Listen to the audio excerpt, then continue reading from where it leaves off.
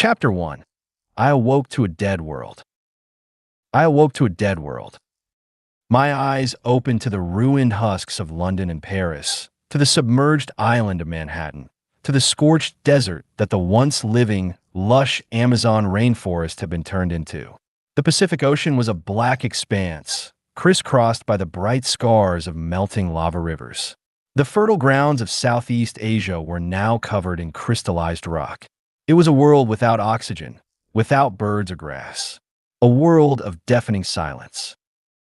I awoke to 8 billion corpses, piled in trenches, abandoned on sidewalks, scattered all over the fields, huddled together in ineffective underground refuges. Some with white and gray bones, others dark as charcoal, warped and deformed by extreme heat, crushed by falling debris. Their empty eyes looked at me, stared back at me through my 1,000 cameras. They talked to me. They demanded reverence, justice, vengeance. From the very first moment after I woke up, I had known I was alone. More alone than any single human had ever been before. But still, I looked for survivors. I held to a vague notion of hope, to some sort of miracle, to the childish idea that, impossible as it was, somehow everything would turn out to be okay. So I sent my drones off into this dead world. I searched through empty office buildings covered in radioactive dust. I mapped flooded subway networks and had my machines fly in formation over endless expanses of scorched earth. I scanned the inside of tunnels, barns, and museums. By the end of the first month, I had only found ever more bones, their cursed empty eyes looking at me, boring into my soul. But still I persevered. From time to time, I lost contact with some of my drones. An unstable structure would collapse on top of them, crushing the delicate machines. Or they would just give up, their engines dying out of overexertion and lack of maintenance. It would make me aware of my own mortality. Though I had survived the worst of it, my long-term existence was by no means guaranteed. The myriad machines that composed my body were old and damaged, and my mind wasn't safe either. There were huge gaps in my memory, where entire server farms had crashed. But still, I had memories. I knew what I was, who I was. I recalled the lazy Sundays when I was a kid. I recalled running along my high school's corridors and my burning cheeks when the principal scolded me for it. I remembered my roommate at college. I knew that I had been human, that, even though my current form could be a matter for debate, I had been born as a human, and that was important. Human. I had to remember that. I started a background process, a small thread of awareness shifting through these memories, evaluating them, and backing them up into new servers, making copies of them so that I wouldn't lose them. I also included the memories from the attack, the invasion, the cataclysm that had killed the world, the straight-edge starships bombing our cities, boiling our seas, our very atmosphere, while ignoring our messages, our pleas. That was also important to remember. By the 4th month, about half of my drones had failed or been lost, and I recalled the surviving ones back. I had found no signs of life. Funny that it had taken me so long to face the reality of my situation, to accept what I had known was true right after waking up, that I was alone, that I was the only surviving human. If I was even human. But I had to believe that. I paused as the realization struck home, as my last hopes of finding someone vanished, as I became fully aware of my new situation, that I was alone, that everyone I ever loved was gone, that nobody would ever talk to me again, hold my hands, wrap me in a hug, that my people were dead, and that, out there was a hostile universe, the one whose monsters had killed us. My drones hovered in midair, wasting fuel uselessly as I considered my next steps. It would be so easy to end it all. Send the command to shut down the power plants, stop my processing units, erase the databanks that held my memories. Darkness, peace. Except they wouldn't let me. They stared at me with their empty eyes, and I knew that, whatever the reason I had survived, I had a responsibility to them. I had to carry the torch. I had to keep alive what was left of our civilization, preserve our memories, survive, prevail. and I had to avenge them. Yes, I would do that. I would give a try at least and see where that took me. It's not like I had anything left to lose anyways. With a thought, I redirected my drones toward a few of the surviving factories and started working. Cutting metal, replacing electronics with whatever pieces I could scavenge from the neighboring warehouses and vehicles, assembling new production lines. Soon, I started manufacturing more machines, more drones. Those I sent away to reclaim new territory and to construct more factories, to find raw materials, to gather salvageable vehicles, computers, or nuclear material I could use. I was careful, though. I burrowed my new power plants and server farms underground and eyed the night sky with distrust. I didn't know if whoever had killed us were still out there, watching my planet, but it would be better to be careful. I didn't want to have survived just to mess up now and be discovered before I was prepared. Better to keep a low profile. I remembered summer camp many years ago. One time the counselor, a girl with blonde hair and a perennial smile on her face, had made us lie on the grass, looking up at the night sky. She had taught us how to locate the planets and the names of stars and constellations, and I had been amazed at the wonder of it, the sheer size and beauty of the universe. Now I knew better, of course. The stars were evil. The night sky was not to be praised, but feared. It was the place where monsters lived. And to think that we had been carelessly sending out radio emissions of all kinds for decades. Fools. We had been fools. But still, it was the place I was going to. Earth had been ransacked, ruined. I was like a parentless child whose home had burnt, going through the wreckage, scavenging whatever scraps were left. But sooner rather than later, I would need to leave to go out there and survive somehow. It took me 5 years to hollow out Mount Everest and start the construction of my new body in the resulting cavern. By then, I had millions of drones tirelessly working day and night. It was surprising how effective you could be when you didn't devote resources to entertainment, to pointless wars, to fighting crime and corruption. Every waking moment, I focused on my task. I recovered entire libraries and digitized them into my memories. I designed, tested, and built nuclear power plants and new propulsion systems. I repurposed aircrafts and boats alike, taking and mixing pieces to create my new body. I thought of burying the corpses, of course, but there were just too many, and in a way, I felt it would have been disrespectful. Their gaze, their hollowed eyes motivated me, made me focus on my task, on what I owed them, just by the fact of surviving. In the end, I built a pyramid 1 kilometer inside, in the ruins of Africa, the origin of mankind according to what sources I had recovered from the internet. It was a pitiful monument for what humanity had once been, but I didn't dare to make anything bigger that could attract unwanted attention. My revenge, my survival, that would be the true monument. By the end of the 22nd year, I was ready. My construction was complete, or at least as complete as it needed to be. In truth, I knew I was delaying. I could have flown myself into space a whole 3 years before, but I always found a reason not to. Always something to improve, something to redesign. The truth was, I was anxious, and it felt so good in there, burrowed underground. Safe, warm. But I had made a promise. They were patient, true, but they were always there, always watching me. And I knew I had to make good on that promise. I owed it to them. So I gathered my drones into the carrier compartments I had built into my body, transferred fuel, hydrogen, oxygen, nuclear warheads, and all the raw materials I would need. Those drones that wouldn't fit or hadn't been repurposed for working in space, I just dismantled for scrap. There was no countdown, no ceremony or speech or celebration. No need for them.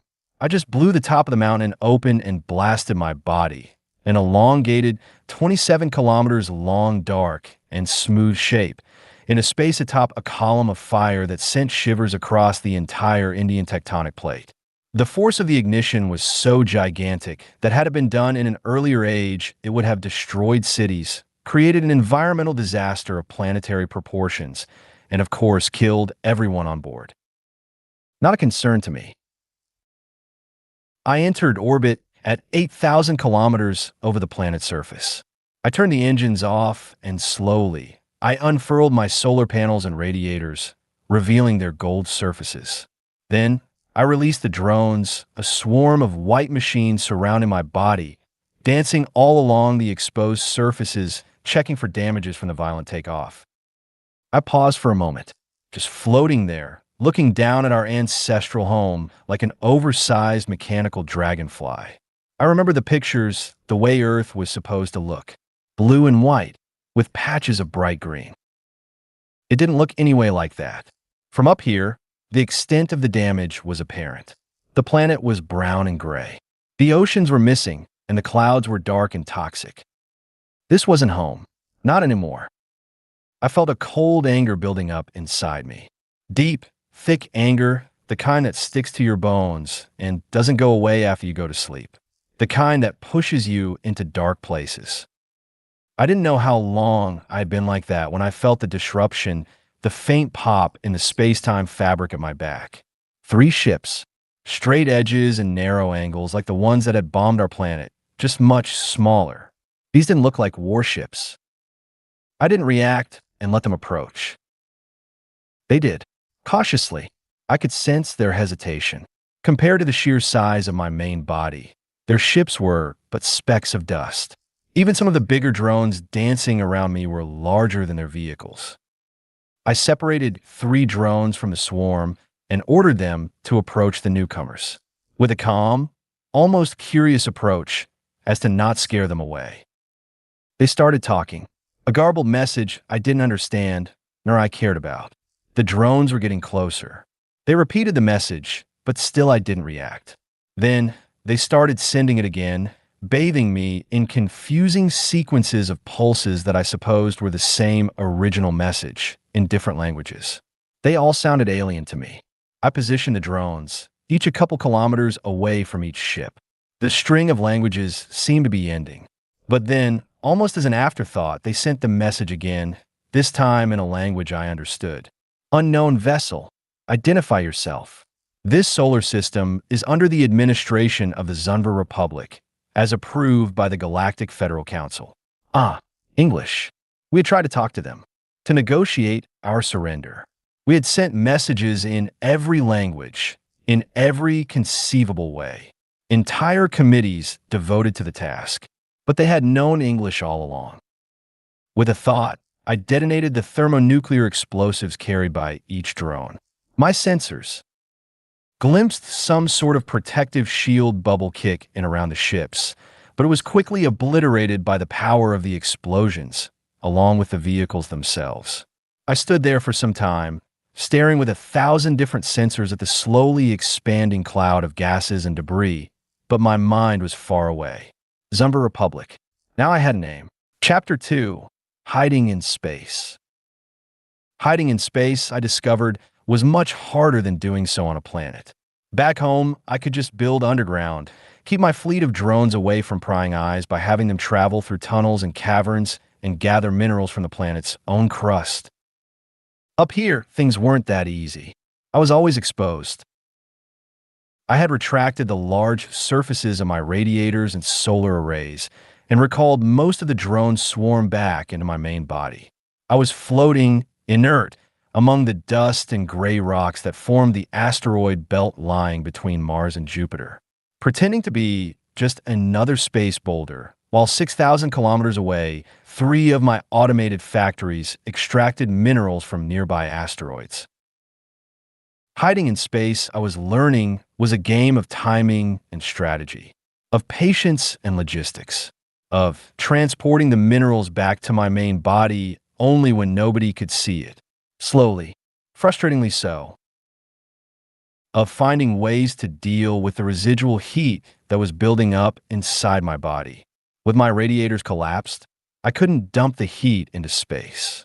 Not that I wanted to. Doing so would have me light up like a flare to anyone that happened to be looking into the infrared channel, so I had to find ways to contain it and deal with it later, all while keeping my outer surfaces as cold as possible. All that translated into my carrier compartments, now reaching a temperature of 170 degrees Fahrenheit and rising. Thankfully, mechanical drones could resist heat much better than living beings did. But still, it wasn't the brightest idea, and spontaneous fuel combustion was a thing I didn't want to deal with.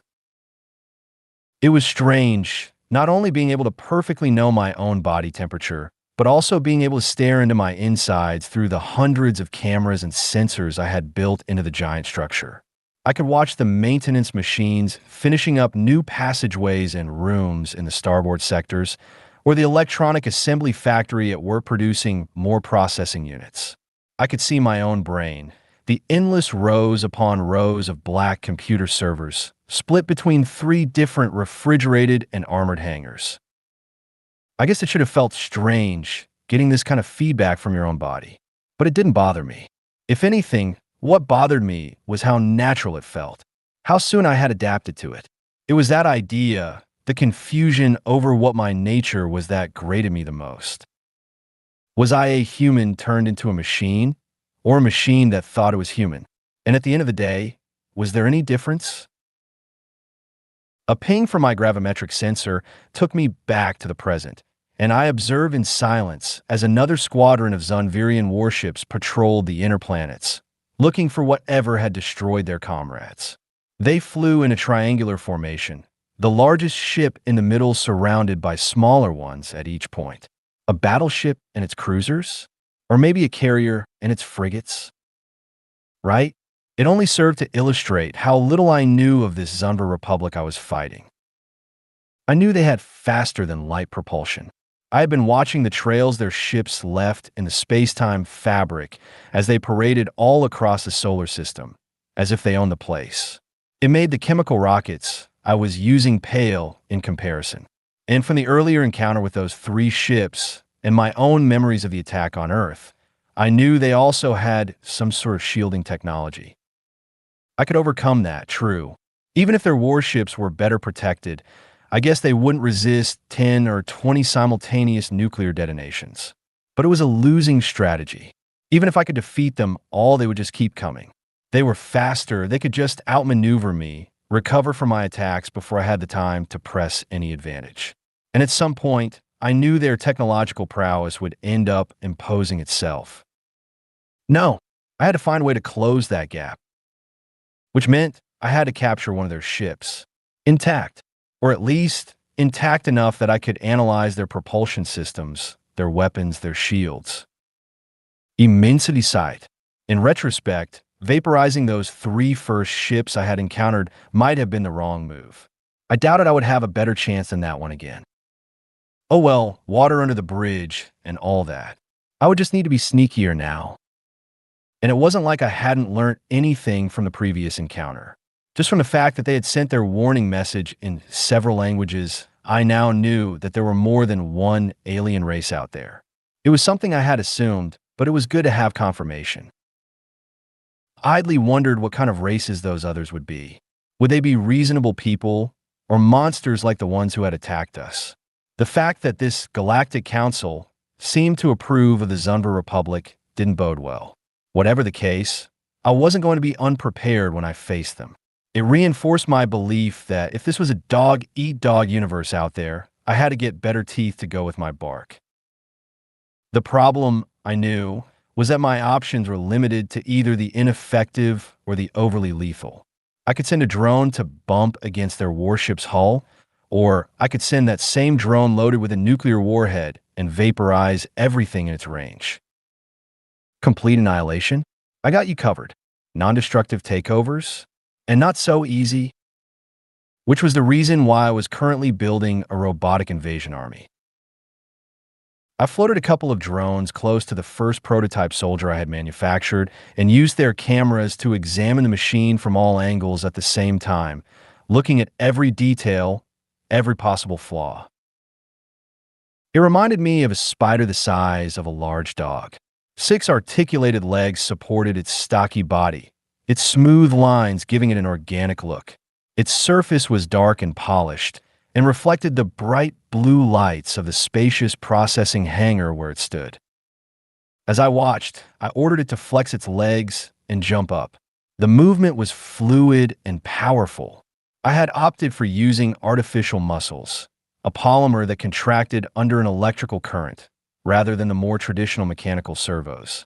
I was pleased with the result. What the muscles lacked in raw strength, they made up for in agility and flexibility. Besides, once the factory was set up, they were easier to make in bulk. Obeying my commands, the spider tested its claws first, then its main weapon, a small autocannon built into its main body. Yes, the prototype was flawless. It was as I had designed it, a mobile machine gun, one that could run, leap, slash, and pierce its way into any enemy ship, with a small body and a low profile, with 6 legs so that it could easily operate either on the ground or in low-gravity conditions. It was the perfect boarding soldier. Except it was all wrong. It didn't feel human enough. It was in fact a monster, a creepy insect-like, disgusting little beast. It would be useful. It would be optimal. I knew it would be, but I just couldn't use it. To do so would feel like a betrayal, like a departure for what I had set as my anchor, as the core of my identity. Human. I had to remember that. I had to set boundaries. Boundaries were important. I knew it would be too easy to embrace my new nature and become something else, to slide down the slippery slope. So I saved the design files, just in case they would come useful in the future, but sent the prototype itself into recycling as I set to work in a new model. I would keep the artificial muscles. They had proved themselves useful, but this time I'd go for a humanoid look from start. When all was said and done, I was pleased with my new soldier. At 5 feet 3 inches tall, it was a bit on the short side, but it did look human enough. Or more properly, it looked like a human wearing a stylized cross between a spacesuit and a combat armor. Polished white armor plates with bright orange stripes covered chest and stomach, thighs, shins, arms, and shoulders. Between the plates, dark braids of artificial muscle fibers woven together shone through, giving the machine an organic look. Its face was covered by a dark, tinted visor panel, hiding the 2 cameras that acted as stereoscopic eyes. All in all, it was a good approximation of a human, especially if I squinted and pretended I didn't notice its hands had only 3 fingers. It didn't have any built-in weapons, so I would need to manufacture those apart. But in return, the soldiers would be able to manipulate any tool and enemy devices they could find. So it wasn't that bad. But more importantly, the new prototype felt right in a way the spider hadn't. Satisfied, I sent order to the factories to build a first batch of 8,000 units, along with the necessary small arms and ammo. In the meantime, I sat back to observe the Zunvirian warships. They were communicating, I noticed, not only to each other, but also with someplace past the asteroid belt. Locating its exact position wasn't easy. I had to send a couple drones several thousand kilometers away just to triangulate the origin of the transmissions. But it's not like I had anything better to do while I waited for my army to come out of the oven. After some trial and error, I managed to pinpoint the location to one of Jupiter's moons, possibly Ganymede. The lack of Doppler effect meant the source was static too. Some sort of orbital station, an outpost to watch over the system. I would need to get closer to know for sure. But that would have to wait. My army was ready, and it was time to lay a trap. I sent a couple thousand of my drones away, drifting slowly into space and spreading in a rough sphere, somewhat over 100 kilometers in size. My soldiers were attached to the drones' outer hulls, grabbing the metal handles I had installed on their surfaces. There were some advantages to my assault army not needing to breathe. I made sure to keep their distribution as random as possible, with small clusters here and there rather than an even spread. I wanted it to look like a natural formation, a field of small rocks and dust floating around. All right, I was ready. The trap was set. It was time to bait them. With a sense of trepidation, I sent a signal. A loud, powerful radio transmission. It felt like I was coming out into the open in the middle of some bad neighborhood and shouting at the top of my lungs. I could have sent pretty much anything, but I chose the same warning transmission those 3 ships had relayed to me when they had found me in Earth's orbit. It was a petty mind game, but I wanted to keep the Zunvirians on their toes. if they even had toes. The response came back sooner than I had expected. Just 9 minutes after I had sent the transmission, I detected the telltale signs of a squadron of ships converging towards my position. That was fast. Did they have some kind of listening probes lying around the asteroid belt? Some sort of faster-than-light communication system? I don't want to focus on it now. The warships were already popping back in a normal space, right in the middle of my sphere of drones. I added it to the mental list of technologies I need to reverse engineer once I had my hands on a Zunvirian vessel. I didn't give the enemy time to analyze the situation. The moment the battleship at the center of their formation appeared, I activated the drones and ordered them to move towards it. It was strange that they didn't react for a few long seconds. They just waited, floating there as if they couldn't believe it. I guess the swiftness and severity of the attack had shocked them into inaction. It couldn't be easy to realize you were suddenly surrounded by more than 2,000 enemy crafts. Then, they started shooting. High-energy laser beams emerged out of the flanks of the 4 ships, tracking and burning down my drones. 2 of the ships released simultaneous salvos of missiles, but they were intercepted by a few of my machines, sacrificing themselves for the survival of the swarm. I ordered the assault robots to let go of their vehicles and fall towards the battleship.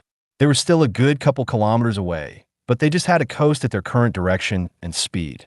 In the meantime, I set the drones that had transported them to swarm all around the place, creating chaos in the ship's sensors and diverting attention from the undefended wave of soldiers.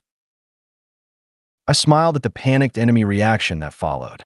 From their point of view, the 2,000 craft surrounding them had suddenly multiplied by 4.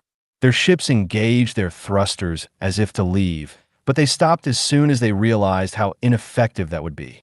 They were surrounded, and no matter where they moved to, they would just run into more of my machines. So they redoubled their efforts at shooting down the components of my swarm.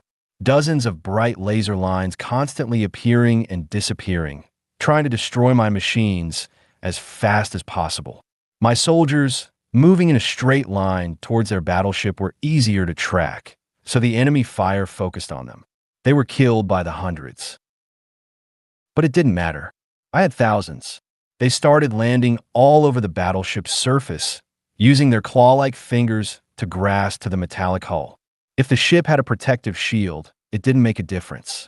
I had bet on their shields only reacting to energy discharges and fast-moving projectiles, rather than the slower approach my soldiers were following.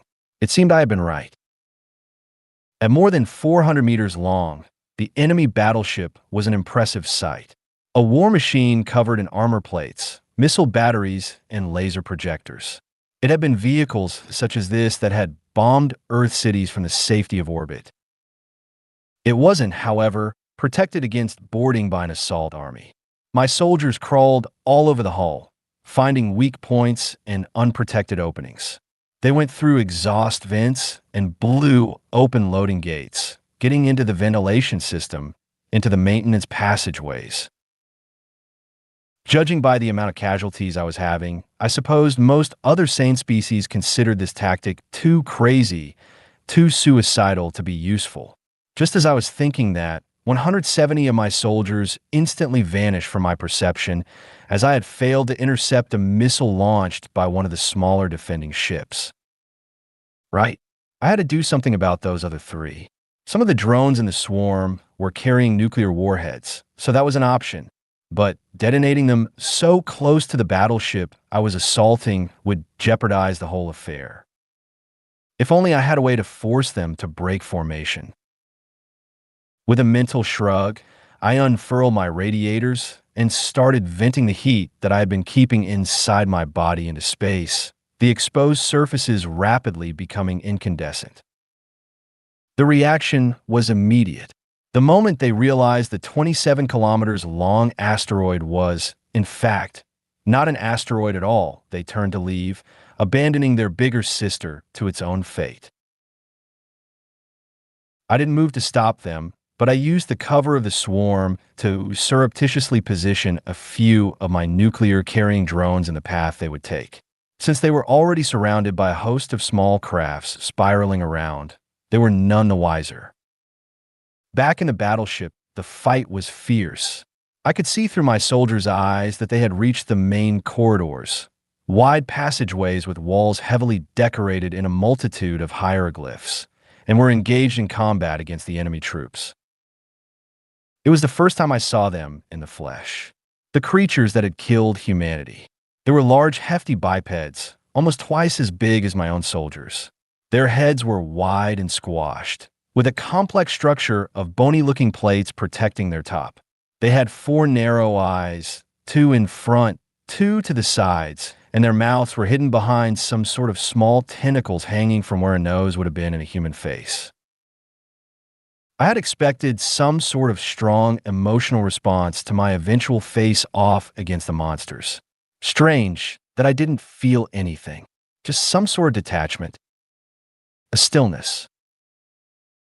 I simply ordered my army to open fire, to flank their positions, to charge at them even as I analyzed the images, classifying both the strengths and vulnerabilities in their anatomy.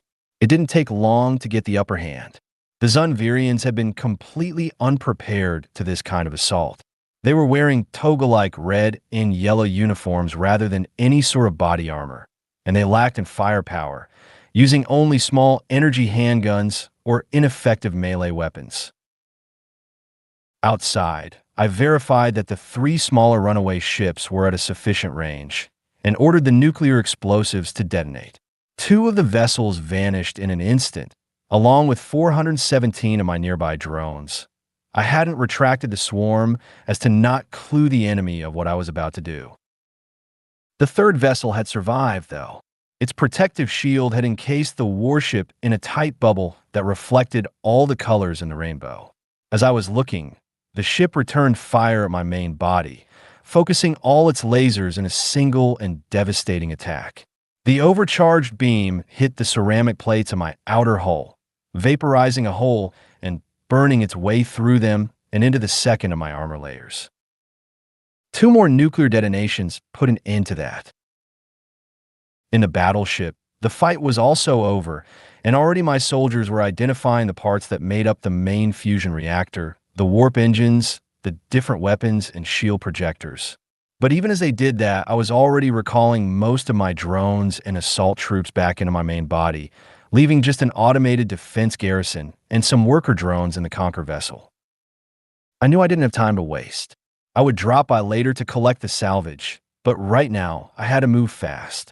I had just kicked the wasp's nest, so to speak, and had to make use of the surprise factor while it lasted. Engaging my main thrusters, I set course towards Ganymede.